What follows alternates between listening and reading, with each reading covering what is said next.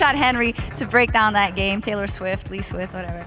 Anyway, SK Gaming coming out strong here once again. Trevor, what did you make of the team comps coming into this one? Well, straight up, Gambit had a much later scaling team comp. They had a majority of champions that needed time to build up. Evelyn's great at flanking. She can do well early, but needs to get items to survive those team fights. Lulu and Jax, obviously, all the time in the world to get 2 or 3 items before they're threats. On the other side of the coin, SK just had all the early game champions. Orianna can do well, especially when you combo with a Lee Sin, a Thresh, a Lucian, and a Renekton. But the thing is, Renekton roamed very well, and SK played around their early to mid-game power spike. They waited 10 minutes, then just turned everything on and destroyed Gambit. Yeah, and it actually started very early on, and when you have Eve and Lee Sin, they can both put some pressure on early game, but it was Svenskeren who came out swinging. Yeah, Sven was everywhere in that game. As Joe said just at the end there, absolute epic performance from Sven. Fantastically played. You know, every time Diamond tried to make a play, or Gambit were trying to make a play, Svenskeren was already there, waiting in the bushes, lurking, ready to counter. And I think he had like a 96% kill participation, something crazy towards the end of the game. Fantastic stuff. Up until the last 2 or 3 kills, Svenskeren was involved in every single kill. And it was only once SK were like steamrolling the rest of Gambit that he missed a couple. I do actually want to show highlights of one of the plays that Svenskeren and SK pulled on the bottom lane. So if we pull this up onto your screen, it really just summarizes this entire game. 18 minutes in, SK have already got a 4,000 gold lead. Svenskeren is already 5-2-1. And what you want to look at is how low N-rate it is for mana and HP. He's burned his ultimate a few seconds ago, and Svenskeren is just baiting all of Gambit.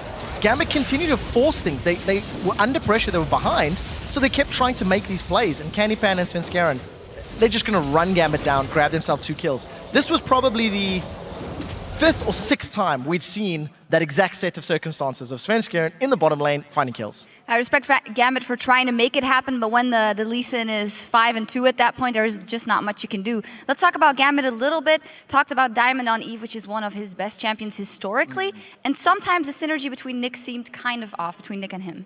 Yeah, there was definitely a couple of times where they went in and just were not on the same page. Or maybe a Glitterlance missed, and honestly, I hate to be too harsh on the players, but Nick definitely missed a few crucial Glitterlances, which left Diamond to die. At this level, if you miss that skill shot, the person dies. Yeah. If you miss the skill shot, you either get the kill or get away. And in this circumstances, unfortunately, Nick just dropped the ball a few times. There was a few odd-timed wild growths as well. But I think you could also potentially put that on the pressure. They were behind SK. They were falling behind. They'd given up so many kills. That's when your communication is really pushed to the limits. And unfortunately, it just didn't work out for Gambit. Talking about communication, as we also heard in the bit there after the game, it is so on point from SK right now, and it just seems to be improving so rapidly. Everything we touch on, the week after, they've got it. They're doing it better. Yeah, crystal clear, and that is really the hallmark of a team that knows what they're doing. You know, nobody's shouting over one another. You heard Freddie say, in base, going to teleport in. Next, he just sat back, went quiet, started teleporting the rest of the team, all talking about the move. Everybody knew their role in that fight.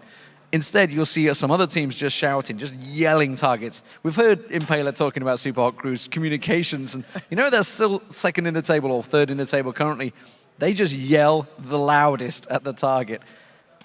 It works for some teams, but you've got to think the clearest communications that SK just showed kept Freddy's 100% win rate on Renekton. Yeah, it's also that clear communication that helps you when you're under pressure. Yeah. It's part of the reason SK always bounce back, because when they're a couple thousand gold down in the mid game, they're not freaking out. They're not yelling over each other. They're just like, bro, I got TP, I'll come fight. And they win the fight.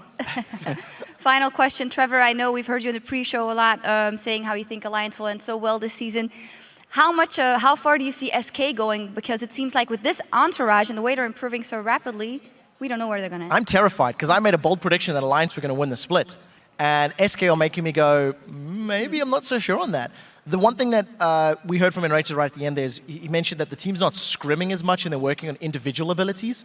That shows for Enrated. His Thresh is fantastic. I never really liked his Thresh last split, and he's performed phenomenally this week on that champion. But when you've got that innate team synergy from playing together for 6 or 7 months, you've got the clear communication. You don't need the team-based play anymore. You've got that. It comes down to calling, communication, and adaptation on the fly in-game, which is what SK is showing every match. And it's funny that you compare them with Alliance, because both teams were in exactly the same boat at the start of the spring. Completely new teams thrown together with a purpose to win And so far, it's looking like they may well be the top 2 for Europe once again. Absolutely. Well, thank you very much, guys. And now let's send it back over to the Fishy Joe at the desk for our next match.